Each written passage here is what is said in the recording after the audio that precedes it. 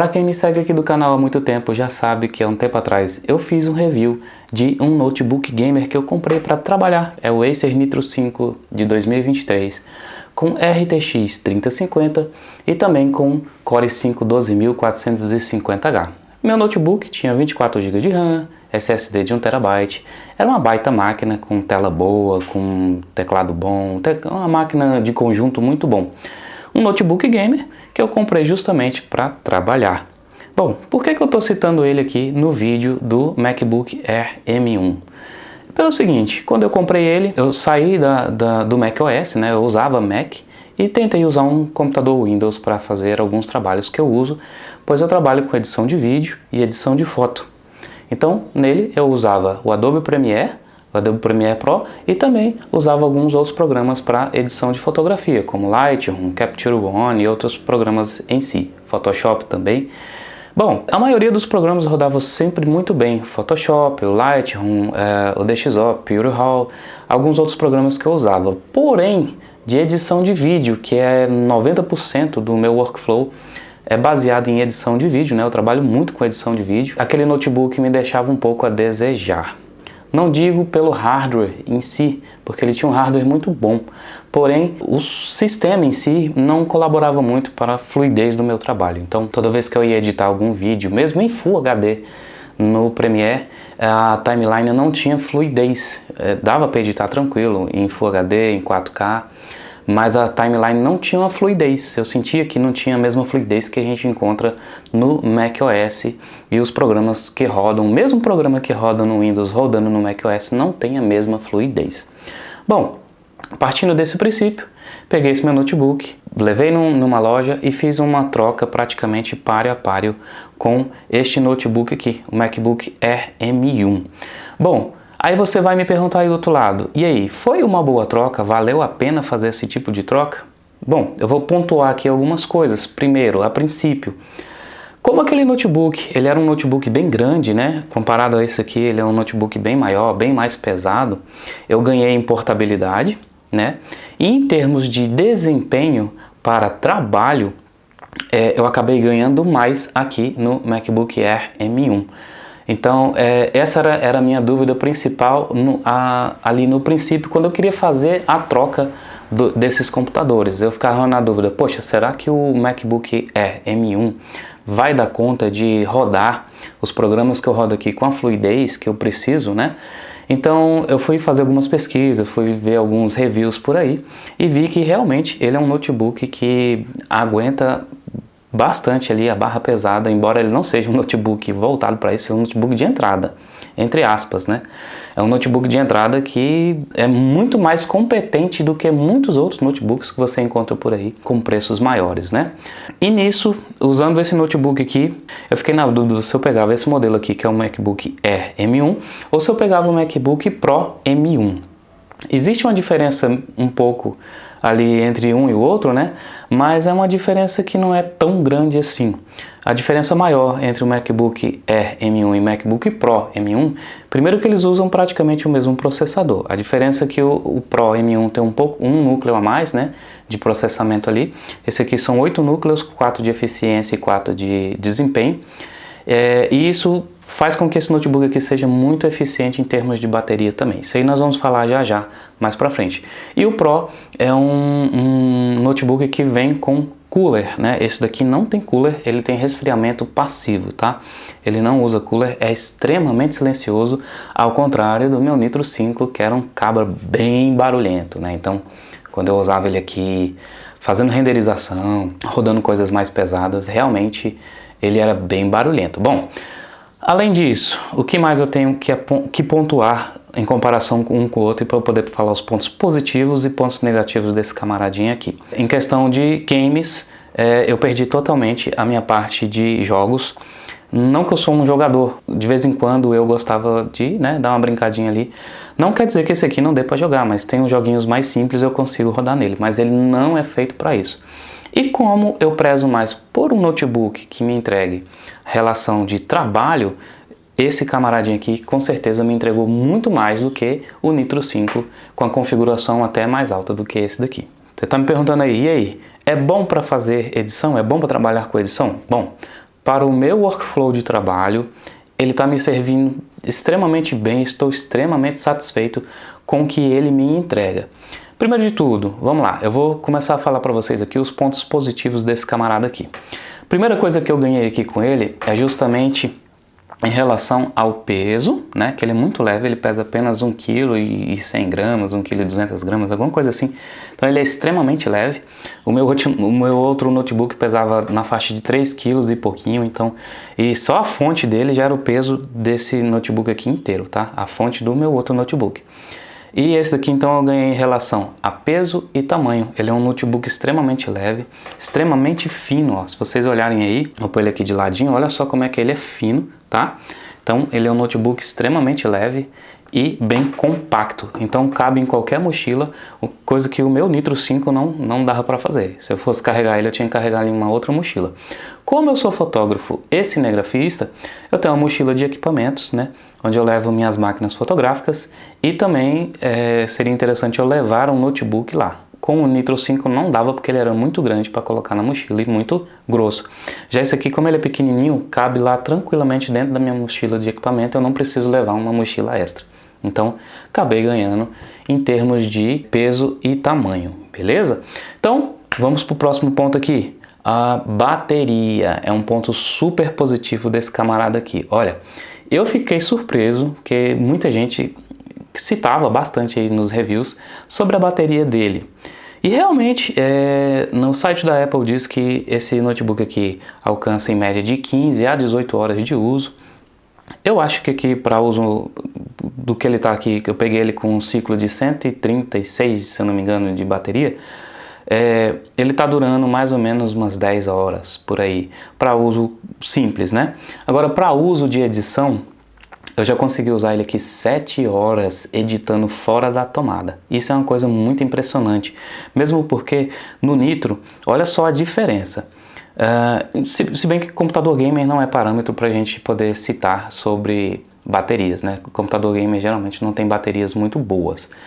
Porém, com esse camaradinho aqui, mesmo fora da tomada, eu consigo ter o mesmo nível de desempenho com ele ligado na tomada. Ele vem com um carregador, se eu não me engano, de 35 watts e carrega via USB-C. Ou seja, você pode carregar até mesmo com um carregador do seu celular. Isso facilita bastante. Já com o outro não tinha como, porque era um carregador gigante, né, de 100 e tantos watts. E era um trambolho muito grande mesmo, para quem quer portabilidade, esse cara aqui. Então eu já consegui editar com ele fora da tomada até 7 horas, tá? Tranquilamente, sem nenhum problema, e não tem nenhum tipo de perca de desempenho. Já em notebooks gamers, ele corta o desempenho bastante ali com o computador só na bateria, e o máximo que eu consegui editar no Nitro 5 foram 2 horas, 2 horas e 15 por aí, até a bateria miar por completo. Então é uma autonomia muito baixa para um notebook gamer, né? E realmente ele não foi feito para ser usado fora da tomada, ele foi feito para ser usado na tomada. Já esse cara aqui foi feito para você sair de casa, trabalhar o dia inteiro com ele e esquecer que ele precisa ser carregado, só quando chegar à noite em casa. É como se fosse um celular, tá? Então, mesmo porque o chip M1 é praticamente um chip de celular bem evoluído. Então, realmente, em termos de bateria, esse cara aqui dá um show em bateria. Bom, saindo ali dos termos de bateria, que é fantástico, eu preciso dizer aqui para vocês um outro ponto super positivo desse camarada aqui. É justamente a tela. Esse cara aqui tem uma tela de 13.3 polegadas, é uma tela IPS, retroiluminada por LED. É uma tela que tem uma resolução 2.5K, que é 2560 por 1600.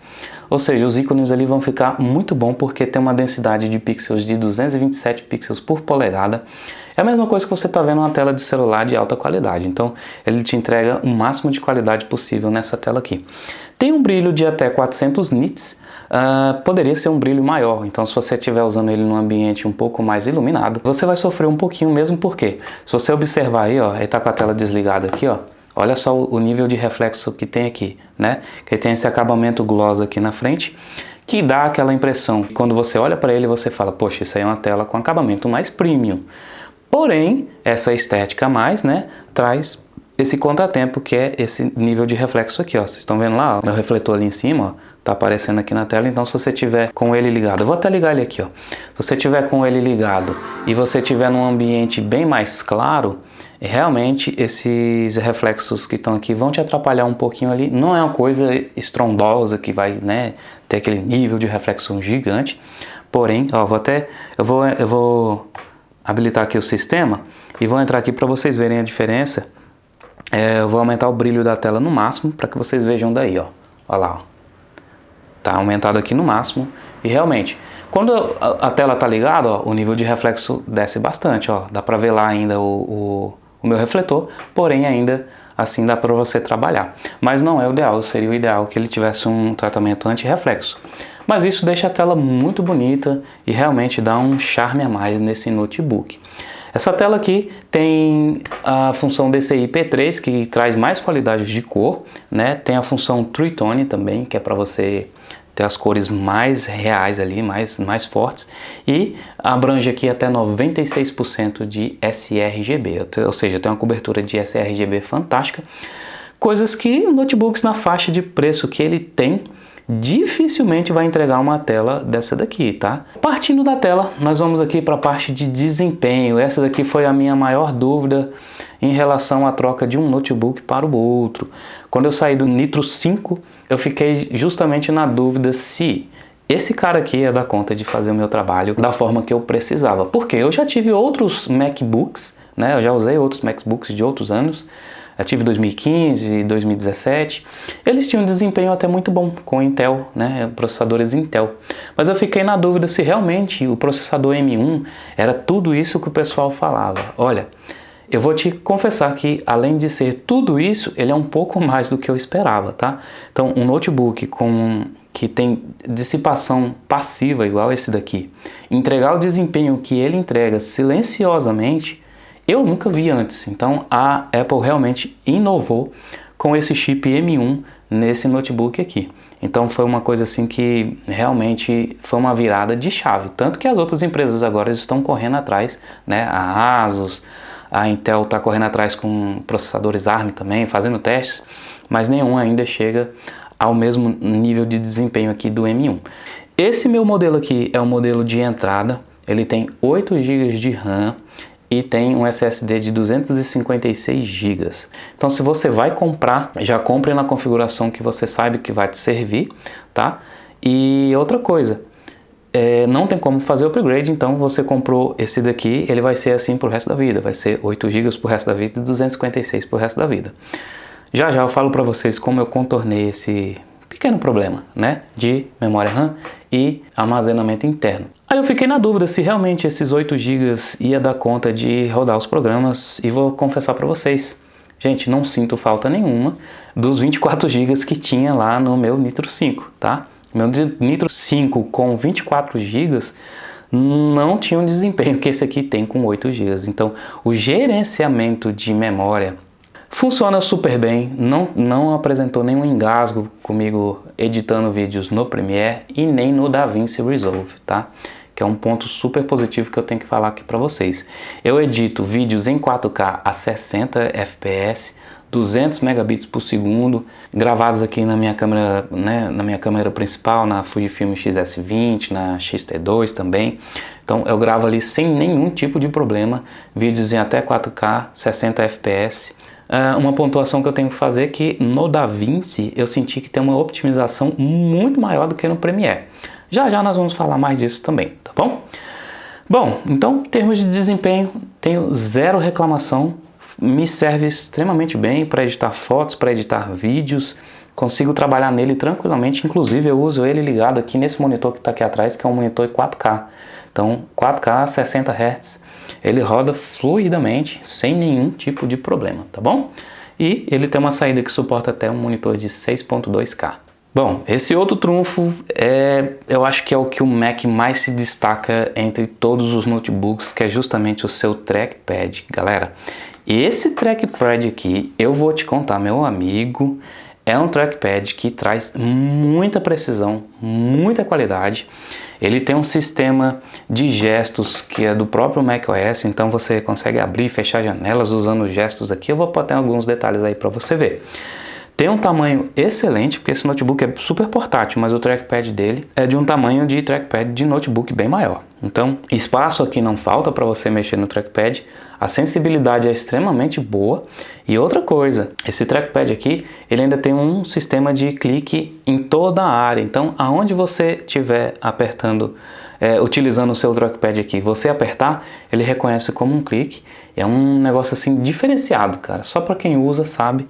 É um tipo de trackpad que dá para substituir um mouse facilmente.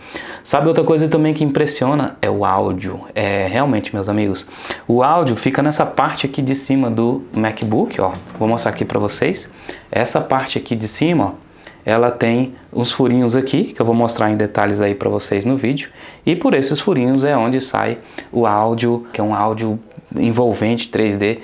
É diferenciado, tá? Ele dá show aí em muito notebook, até mais caro do que ele. Então, realmente ele tem um áudio bem acima da média. É um ponto super positivo. Sabe outra coisa que é super positivo nele também? O silêncio. Olha só. É um notebook que é extremamente silencioso. Está aqui ligadinho, você não escuta barulho de nada. Sabe por quê? Não tem ventoinha. Assim como eu disse aqui no começo do vídeo, ele é um computador com dissipação passiva, ele não tem cooler. Então ele tem um sistema de dissipação ali dentro dele, que ele espalha esse calor para o resto do corpo aqui embaixo e fica bem mais tranquilo. Claro que isso aqui vai gerar um probleminha que já eu vou falar para vocês, tá? Mas ao mesmo tempo é um computador extremamente silencioso, você consegue usar numa biblioteca, em um set de gravação, em qualquer lugar, que ele não vai atrapalhar em nada, ninguém vai perceber que ele está ligado, ok? Bom, vamos lá para um próximo ponto aqui que eu acho super interessante, que o valor médio dele. Hoje em dia você encontra ele usado aí em alguns sites de venda aí pela internet, você acha ele na faixa de 4.000, 3.900, 3.800, 4.500, vai depender do nível de conservação e da configuração dele. Lembrando que esse aqui tem configuração básica de 8 GB de RAM e 256 de SSD, porém tem versões dele que você pode achar aí até com 16 GB de RAM e até 2 TB de SSD. Aqui no Brasil vai ser muito difícil de você achar essa configuração de 16 GB e 2 TB de SSD. De 16 GB você até acha vários, porém com SSD maior de 512 é muito difícil de você achar. A maioria dos que eu vejo aí pela internet são de 16 GB e 512, 16 e 512 é o máximo que eu vejo. É muito raro você achar um que tenha 1 TB ou até mais que isso, tá bom? É um notebook que vale sim cada centavo, e se tratando de Apple, né, a gente sabe que o custo Apple aqui no Brasil não é muito bom não, então geralmente os produtos deles são muito caros aqui no Brasil. Bom, outro ponto positivo que eu não posso deixar de citar é o preço de revenda. Isso aqui é um tipo de notebook que você compra ele hoje, daqui a 2 anos, 3 anos, quando você vai revender, você perde pouquíssimo no valor de revenda dele. Então, realmente é um notebook que vai te entregar aqui um ótimo custo-benefício, justamente porque quando você precisar fazer uma revenda, ele está ali disponível para você com um preço quase igual ao que você comprou, perde pouquíssimo. Bom, você deve estar aí do outro lado agora se perguntando, pô, esse cara é um fanboy da Apple, tá só rasgando elogios nesse notebook aqui, não tem defeito nenhum, não tem nada de errado. Bom, sente aí na cadeira, se você não tiver sentado, que agora eu vou te dar um coice aí na voadora assim, chega nos peitos, porque agora sim eu vou te convencer a você não comprar um cabo desse aqui, porque eu vou falar dos principais pontos negativos dele, que nem tudo são flores. Para mim, me serve perfeitamente, mas talvez, depois que eu falar esses pontos negativos dele aqui, talvez pode ser algum detalhe que te faça comprar ou não um camaradinha desse daqui, beleza? Então vamos lá, primeiro ponto negativo, que esse aqui para mim é um dos mais chatinhos que tem, é justamente isso aqui, ó. As conexões desse cara aqui. Esse modelo aqui vem apenas com 2 conexões Thunderbolt 3, tá? Então, aqui desse lado aqui, de um lado só, né? Então, isso já é meio chato também. 2 conexões Thunderbolt 3. E aqui desse outro lado tem apenas uma entrada para fone de ouvido 3.5mm. E só. Não tem mais nada além disso. Conexão em Wi-Fi, Bluetooth, essas outras coisas, tudo ele tem aqui muito bem completo. Mais conexões para plugar, né, hardware externo, são somente essas 2. Isso automaticamente te obriga a usar um dongle ou um hub para você plugar coisas igual esse hub que eu tenho aqui, que eu vou pôr em detalhe aí em vídeo para você. Esse hub eu uso para plugar um SSD externo, para eu mexer com edição de vídeo. Então toda a minha edição eu abro diretamente do SSD externo, justamente porque ele tem pouco espaço aqui dentro. Então esses 256 GB que ele tem aqui dentro nem sempre vai servir para algum trabalho que eu vá fazer. Às vezes eu puxo o projeto que tem 200 e tantos gigas, já não cabe aqui. Projetos menores eu até consigo pôr nele aqui, mas não é aconselhável você ficar colocando e tirando arquivos aqui no SSD de forma alguma. E a outra porta que eu uso, uma é para o hub e a outra porta que eu uso é justamente para o cabo que vai para o monitor, tá? Por quê? O meu hub tem até saída HDMI, porém esse hub só suporta saída 4K a 30 FPS. Então, quando você põe no monitor ali, ele fica com a taxa de FPS muito baixa. Então, a 30 Hz é muito baixo mesmo. Então, para você trabalhar não dá. Então, tem que ser pelo menos 60 Hz. Nisso, eu tive que comprar um cabo que rode o meu monitor a 60 Hz. Foi um custo a mais de R$145. É um cabo bem caro, tá? É um cabo Thunderbolt para 4K de 60 Hz, que eu achei aí nos sites de compra aí pela internet. É bem fácil de achar, porém é caro. Bom, essa questão de portas realmente é meio chatinho, tá? Então realmente é uma coisa que tem a se pensar. Se servir para você, realmente dá para usar tranquilamente. Mas se você vê que você precisa de muito mais portas do que isso, então já é um notebook que meio que complica. Eu te aconselho a partir já para um M2, que já tem a opção de ter duas portas livres e a porta de carregamento também fica livre. Bom, outra coisa que é meio chatinho nele aqui é justamente sobre a tela, né? Rasguei elogios na tela aqui na parte dos positivos, porém na parte dos negativos aqui eu preciso dizer que a tela é pequena. Eu consigo editar nela aqui por ter uma resolução muito boa de 2560 por 1600. Os ícones ficam com a resolução boa, os textos dá para você ler tranquilamente, só que o único problema dessa tela mesmo assim em geral é o tamanho. Tá? É uma tela de 13.3 polegadas. Para algumas pessoas vai ser um pouco complicado de se utilizar. Mas para mim eu consegui utilizar tranquilamente. Eu uso ele fora do meu setup, eu consigo usar ele tranquilamente a tela desse tamanho. Mas para algumas pessoas realmente vai ser meio complicado utilizar uma tela de 13 polegadas. Questão do armazenamento interno também é outro ponto negativo, que realmente esses 256 GB não são expansíveis, como eu citei anteriormente. Então, se você comprou ele com 256, você vai usar ele com 256 GB para o resto da vida. A solução para isso é usar o hub, que eu uso aqui, e um SSD externo via USB-C ou via USB. Aí você consegue expandir, mas mesmo internamente não tem nada que você possa fazer para expandir esse espaço interno. Outra coisa que eu preciso dizer é sobre a memória RAM. A memória RAM desse camarada aqui são 8 GB. Para os programas que eu utilizo, ele até trabalha super bem, não senti nenhum tipo de travamento, eu consigo usar eles até 2 programas abertos. Se eu abrir muitos programas, aí realmente ele começa a sentir o peso de vários programas abertos, que afinal hoje em dia 8 GB de RAM não é muita coisa. Porém, os 8 GB de RAM que eu utilizo aqui no macOS equivale a 16 GB de RAM que eu usava no Nitro 5. Só que no Nitro 5 não tinha só 16, tinham 24. Então para mim ele funciona praticamente igual ao Nitro, só que a diferença é que no Nitro eu consegui abrir mais coisas. Como no meu perfil de uso eu não trabalho utilizando várias coisas abertas, no máximo 2 programas, os 8 GB dá tranquilamente. Então se você é desse perfil de uso que não abre muitas coisas ali durante o uso do notebook, vai te servir tranquilamente.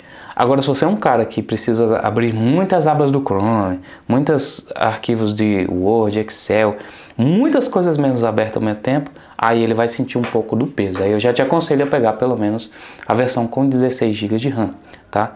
Que ajuda bastante também em alguns programas mais pesados. Questão de aquecimento, o que é que eu tenho a dizer sobre esse camarada? Em uso comum, editando vídeo, normalmente aqui, ou até com 1 ou 2 programinhas abertos, ele tem um aquecimento normal, ele não fica incômodo na mão, você consegue usar ele ali na apoiada aqui na sua perna, você consegue trabalhar com ele tranquilamente em cima da mesa, em qualquer lugar. Ele não esquenta excessivamente, porém, quando a gente vai fazer renders, né, coisas mais pesadas, colocar o cabo para trabalhar mesmo pesado ali no sol capinando, aí o bicho pega. Ele realmente esquenta bastante nessa parte aqui de cima, ó, principalmente nesse pedaço aqui, ó, ele esquenta bastante, tá? Na top case aqui próximo aos Fs aqui do teclado, próximo da tela. Essa parte aqui não esquenta, fica bem tranquila, fica uma temperatura normal, mas aqui em cima, sim, ele esquenta bastante. E nessa parte aqui de baixo, mais para cima aqui, ó, ela esquenta bastante também. Então, são dois pontos que esquentam muito e isso gera um famoso thermal throttling. O que que acontece? Quando esse notebook está renderizando, no começo do render eu percebi que ele tem mais eficiência, né? E depois ele diminui um pouco da eficiência do render justamente, né, para diminuir a velocidade do processador para não dar um thermal throttling e superaquecimento. O que que acontece? Como ele não tem cooler, ele não consegue manter por mais tempo aquele desempenho. Então ele vai dando uma reduzidinha de leve para não superaquecer e manter ali o desempenho numa linearidade ali até muito boa de renderização. Eu percebi o seguinte, que o Adobe Premiere que eu estou utilizando aqui e o DaVinci são programas já feitos para ele, né, para arquitetura ARM, porém o DaVinci Resolve, eu estou usando aqui a versão 19, ele está muito mais otimizado do que o Premiere. Eu senti que no render, no mesmo projeto em 4K, no DaVinci Resolve eu consigo renderizar um projeto até 3 vezes mais rápido do que no Premiere. Ou seja, então eu praticamente deixei o Premiere de lado e estou usando só o DaVinci Resolve agora, que está me entregando um desempenho muito melhor. O termo de fluidez é praticamente a mesma, um e o outro, mas em termos de renderização, o DaVinci Resolve renderiza muito mais rápido do que o Adobe Premiere aqui no MacBook Air M1, tá? Então, em outros dispositivos eu não sei dizer se tem essa equivalência também. Bom, e para finalizar, você deve estar se perguntando, e aí, em termos de jogo, o que esse camaradinho aqui consegue entregar? Bom, tá aí uma resposta que eu não sei te dar ao certo, pelo seguinte, eu não sou um cara que jogo muito, tá? Eu jogo muito esporadicamente, e quando eu jogo, geralmente eu jogo emuladores, então são coisas bem mais leves, que não pesam muito. Testei emulador aqui de Nintendo Wii, roda legal, de Super Nintendo, roda legal. Então são coisas bem leves. E os próprios jogos da Apple, que tem aqui na Apple Store, da Arcade, são jogos que vão rodar aqui fluidamente, tranquilamente, que são jogos otimizados para esse tipo de computador aqui.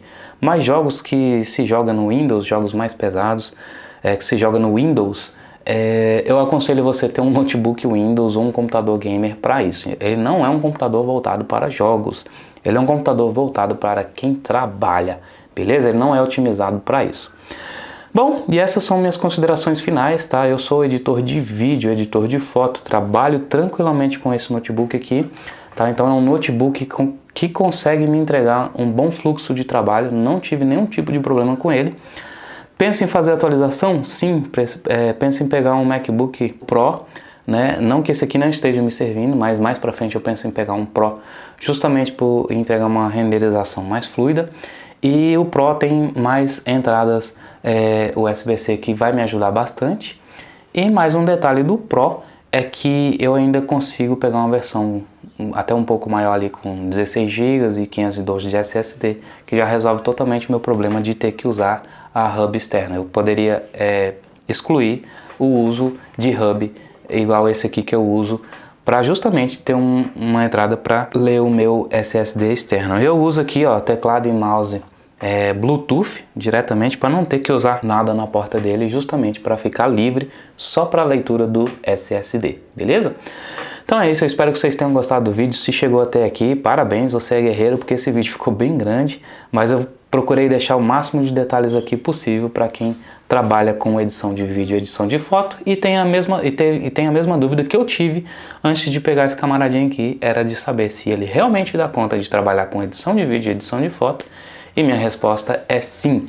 Pode comprar sem medo que esse camaradinho aqui, o MacBook Air M1 de 2020, dá conta de rodar tranquilamente edições de vídeo Full HD, 4K 60, 4K 120 mais com proxy, né? Você faz um proxy ali, ele vai rodar tranquilamente e faz renderizações muito rápidas no DaVinci Resolve. Já no Premiere ele dá meio que uma bugadinha, então ele demora mais para fazer a renderização. Porém, se você mexe no DaVinci, você vai rodar tranquilamente aí sem problema algum, beleza?